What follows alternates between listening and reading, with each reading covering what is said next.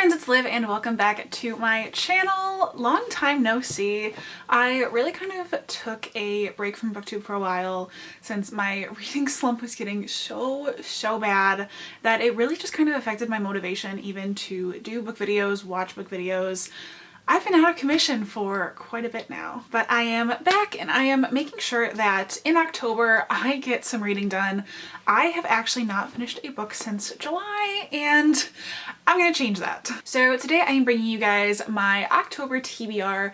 Spooky season is finally here. It is almost Halloween, which is one of my favorite holidays, but with that comes some of the chillier fall days where you really just want to sit down and curl up with a good book. So that is my plan for this month. I am going to get some reading done and it's going to be great. I am finally starting to emerge from this slump. I have gotten some reading done, especially a lot in this past week.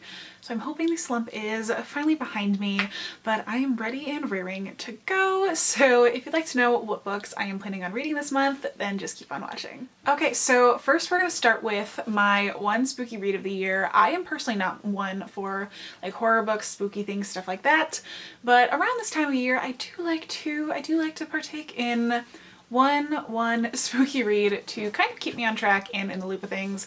But I am starting off with It by Stephen King, which is of course quite the chunker, especially if you are emerging from reading slump as I am. I'm so sorry, this is taking up all the light. This is actually the first Stephen King book I will have ever read, and again, very chunky. This is an 1150 page book. So what I have done is I have put some tabs in here which marks my daily reading. Honestly, you'll see some tabs in a few of the books that I have here, but this is actually one way that I am trying to get out of this reading slump is sectioning off my reading into just like different little day sections.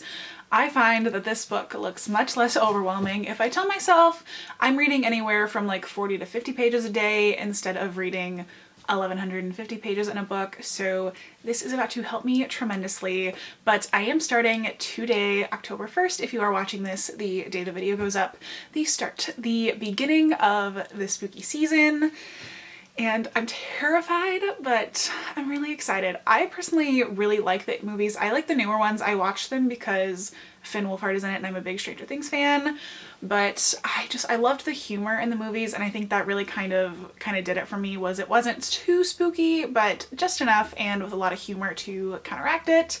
But I really loved the movies and I really hope I'm gonna enjoy the book. Next up we do have my current read, which doesn't have a dust jacket on because it was borrowed from a friend, but it is Immortal City by Scott Speer. This book follows a world much like our very own, except about 100 years before, the angels really made themselves known and have turned themselves into guardians for their protections who pay a lot of money essentially to have the angel save you from death.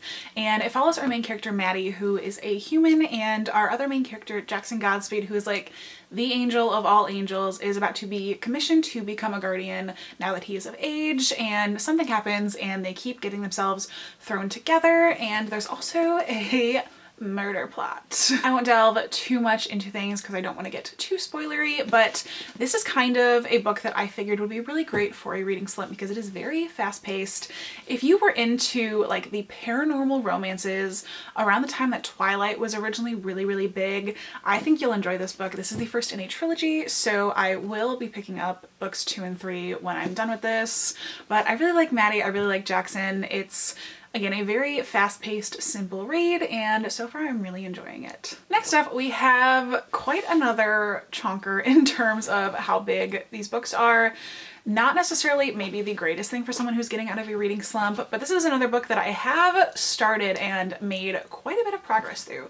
But it is The Way of Kings by Brandon Sanderson. I have finally taken the plunge and started this bad boy. I am currently about 200 pages in and I love it.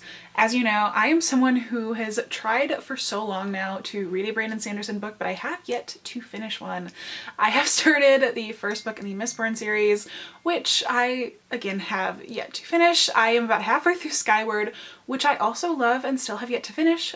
So what was one more Brandon Sanderson book that I have started? I am currently partaking in the Stormlight Archive read-along, which is hosted by Catherine over at Catherine Reads. I will link her announcement video down below if you would like to also take part. It's kind of a very loosely structured, there's not really a schedule to it, but we're just kind of reading and in a Discord where we kind of motivate each other, which has really helped with this book, especially with the reading slump.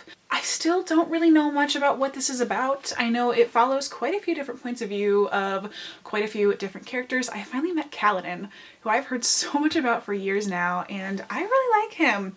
I really like Kaladin, so I'm hoping I will continue to love him. I think currently Shalyn might be my favorite character. I think she's pretty great, and I know like the driving force behind some of her actions, but I just really want to know more about her and like where she comes from.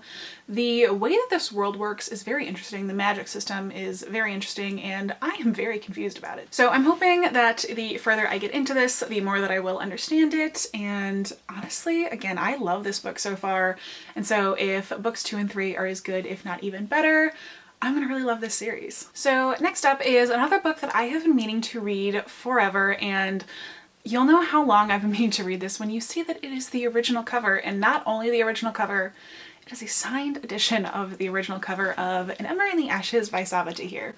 Again, we do have some of the post-it notes here. I noticed that the text is kind of big and the margins are kind of a lot smaller than I was anticipating, so I sectioned this off into about 100 pages each for sections, so I'm hoping this one I can get through in just a few days. I, again, don't know too much about this book, but I've heard so much about it from, I think, everyone. I think this is such a beloved book in the book community, but it does say on the back here, Laia is a slave, Elias is a soldier, and neither are free.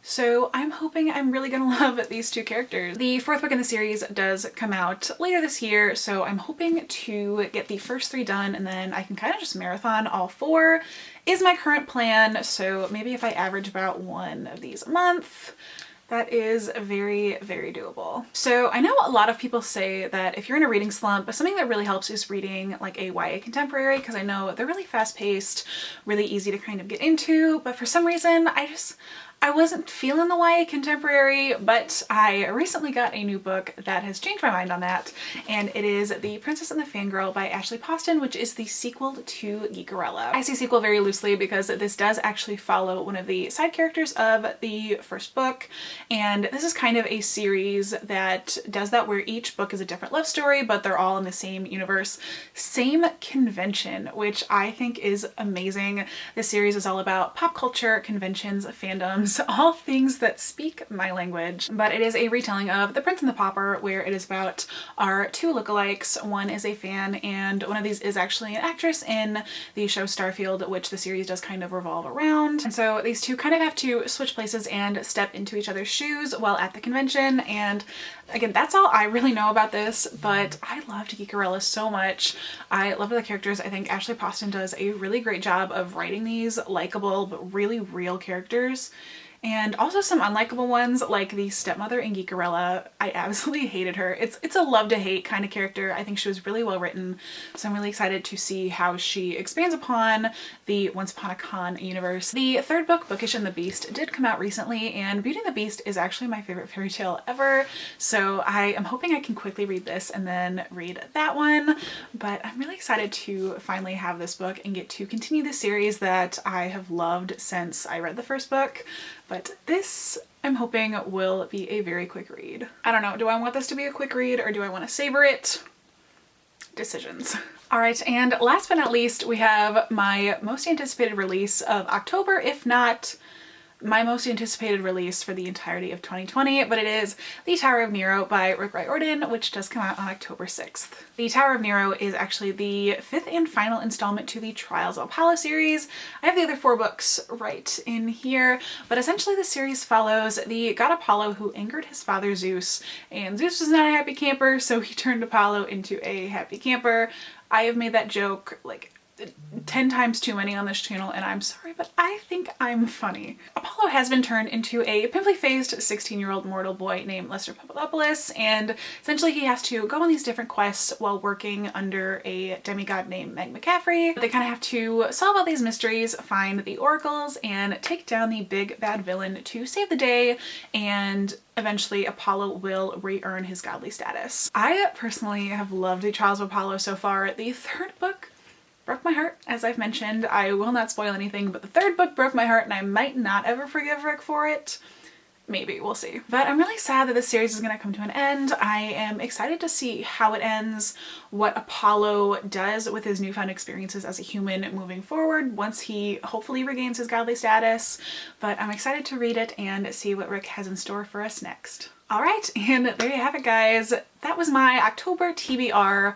Hopefully this is going to be a great month for reading after what has felt like the world's longest reading slump. I honestly feel like I've been in this reading slump since quarantine started, which was a long time ago, so it's about time that I get back into the swing of things. Thank you so much for watching this video. I really hope you did enjoy it. If you did, please comment down below if you've read any of these books. What did you think of them? I really want to know. If you're not yet subscribed to this channel, you can do so by hitting that button down below now that I am back into the swing of things, and will have my upload schedule back on Mondays and Thursdays, so you don't want to miss what's coming next. Thank you again so much for watching, and I hope to see you next time. Bye!